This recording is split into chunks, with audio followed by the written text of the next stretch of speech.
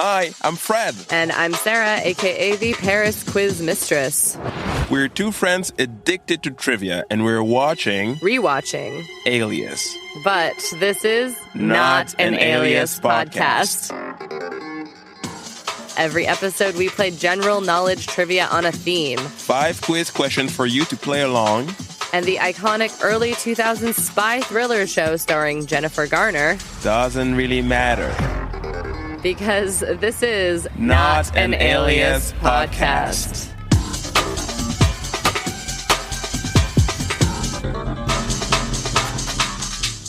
Hello, Sarah. Hello, Fred. Hello, everybody. Welcome back to Not an Alias podcast. Not an Alias podcast. Numero 10. Are you ready, Sarah, to tell us in 60 seconds? By the way, how are you? I'm okay.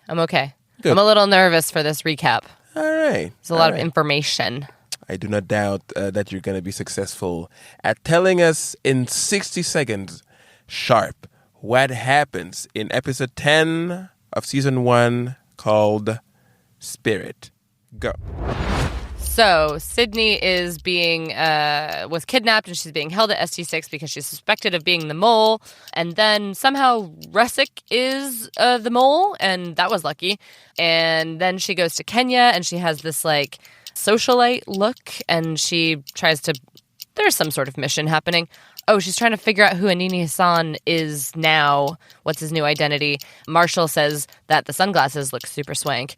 Vaughn bluffs Jack to get Jack to tell him that he switched the transmission to make Rusick look like the guy that was sending a transmission from Geneva with the bank codes. And then Jack goes to Cuba for some reason, and then Sydney also goes to Cuba to save him. And then at the end, we see Jack, and he has to prove his loyalty to whatever by shooting Sydney. Nice. Very nice. He does have a big cliffhanger. You need to kill this woman, he says. But again, I mean, let's not talk for one more second about Alias because, again, not the point. Do you want to guess what your quiz will be about? Well, last time I got inspiration from the title. So is it about spirits or ghosts or spirit fingers or Spirit the Horse from that movie? Yeah, it could be, yeah. No. Something about Cuba? Cuba has probably a lot of trivia potential. Potentially, yeah. But it's sort of about Cuba, but not exactly. It's about the way Cuba is portrayed in the show. Okay. I don't know if you've noticed, but the second we move to Cuba, the screen turns... yellow? I would say orange. Okay. All right. There's a glaring orange filter on the image that inspired me to write a quiz about the color orange. Fantastic. Bring it on. Are you ready? I'm ready. All right. Question 1. What is the name of the series of paintings that have hung on the walls of the Musée de l'Orangerie in Paris since 1927 in rooms 1 and 2 located on the ground floor? So, this is the rooms that were specially designed for these paintings, and that is the Water Lilies by Claude Monet, or Nymphias. Nice. Nymphéa. Thank you. Indeed. A very good answer. Specially designed. He offered that to the state after the First World War because the times were grim and would never get grimmer. Yep. Yep. He didn't stick around. Nah. He went back to his little garden and then he gently passed away. Gently. Yeah. Question 2. Which TV show that aired from 2003 to 2007 tells the story of teenager Ryan Atwood and his new life in the wealthy city of Newport Beach following his adoption by the Cohen family? Oh, okay. So I never actually knew the plot of this show, but given the years and the theme, I'm going to have to go with The OC. Yes, the OC, which is short for Orange County. Orange County, California. Indeed, is the OC, starring Ben McKenzie and Misha Barton, no? Misha Barton. Oh, yeah. Indeed. What And happened to her? I don't know. I didn't. It's one of the things I didn't check in my research. I'm sorry, Misha Barton. Sorry, Misha. Yeah. Sorry, but Mish. I checked Ben McKenzie. He's doing fine. He's did like the Gotham TV show. Oh. So he's working. Good for Ben McKenzie. Good for Ben And Seth Cohen, Adam Brody. Oh, yeah. What's he doing? He's in a TV show I'm watching right now called Flashman is in Trouble. Good. Available on Disney Plus. Good for Adam Brody. He's working. And also Rachel Bilson. What is Oh, she doing? yeah. Her. Don't know. Women disappearing. Am I right? I guess. Don't you have this thing, like, anytime I hear about, like, a very famous actress from the 80s, like, I don't know, Terry Garr or, like, not Molly Shannon. Is that Molly? Like, the Molly Shannon's still around. yeah, like the Sweet 16 pink candles. Like, what's her name? Oh, no. Yeah, obviously. Her name. See? Molly Ringwald. Molly Ringwald. Super famous, gone. No, she's not gone. Where is she? She did an episode of The Moth recently. What? What did you just say? The Moth. What's the She moth? did like a storytelling like thing. It was good. Oh, the moth, like the podcast, like Yeah. the reading thing. Okay. I think it was The Moth. Anyways, Well, I don't. She's around. No offense to the moth, but like, it ain't Hollywood. I mean, I think that she's pretty happy. Oh, I don't doubt it. I don't doubt it. Maybe they're doing the right thing by not staying in Hollywood. Question 3. Yes. The series of protests known as the Orange Revolution took place in 2004 in which country after the contested election of Viktor Yanukovych? As a result, the country's Supreme Court ordered a new election, which led to the election of Viktor Yushchenko. 2004 Orange Revolution, Eastern sounding names. Mm-hmm. Very Eastern sounding. This is just going to be a guess. Something in the East. Yushchenko, Yanukovych. Weird Al Yanukovych.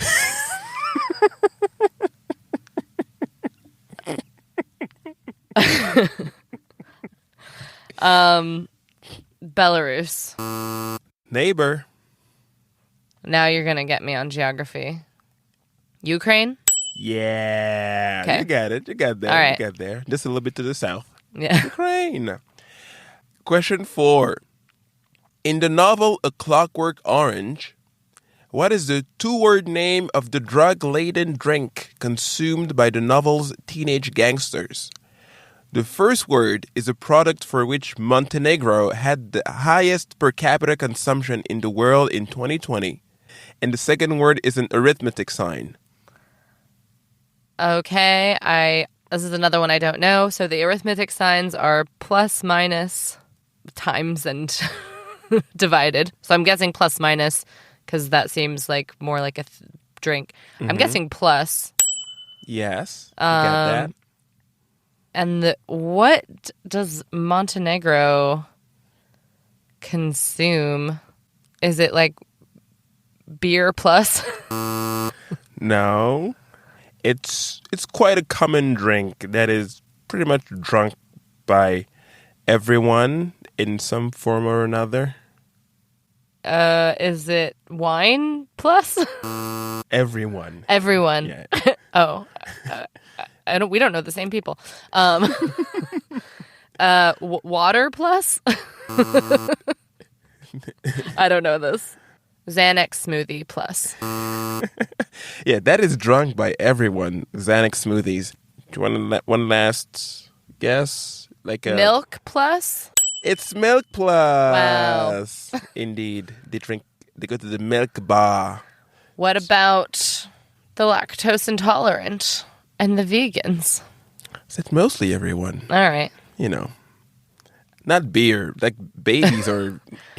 Montenegrins drink that much milk? So the highest per capita, not the highest. Yeah.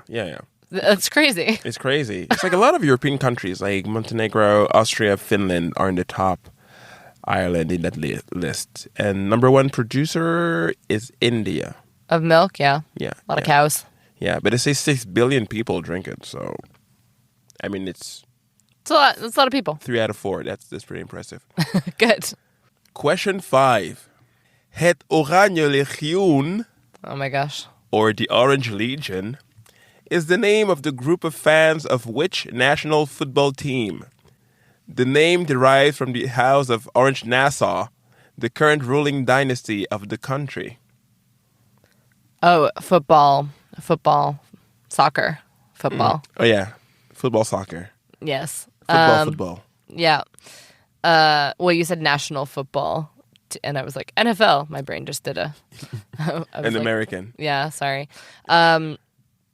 Orange Legion. Oh, I know this. Mm-hmm. It is the Netherlands. Yes, it is. Yeah. Hence my original...